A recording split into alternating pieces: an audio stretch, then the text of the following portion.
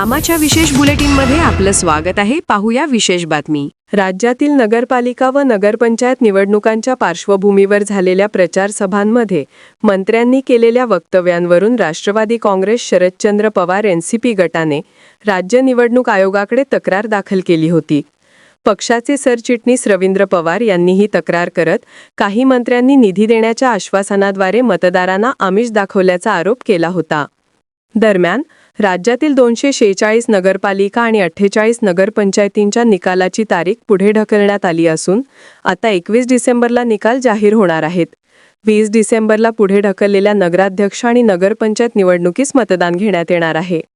निवडणुकीपूर्वी 2 डिसेंबर रोजी झालेल्या मतदानापूर्वी मुख्यमंत्री देवेंद्र फडणवीस, उपमुख्यमंत्री अजित पवार, उपमुख्यमंत्री एकनाथ शिंदे आणि इतर मंत्र्यांच्या प्रचारसभा झाल्या होत्या.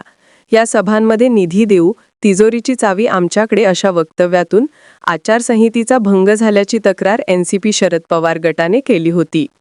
तक्रारीची दखल घेत राज्य निवडणूक आयोगाने सर्व जिल्हाधिकाऱ्यांना संबंधित भाषणांतील आचारसंहिता भंगाची चौकशी करून आवश्यक ती कारवाई करण्याचे निर्देश दिले आहेत.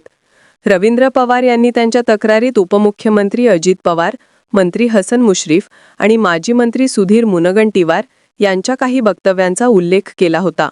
आता आयोगाने ही बाब गंभीर मानून जिल्हाधिकाऱ्यांना तातडीने चौकशी आणि कारवाईचे आदेश दिले आहेत. बातमीला लाईक करा, शेअर करा.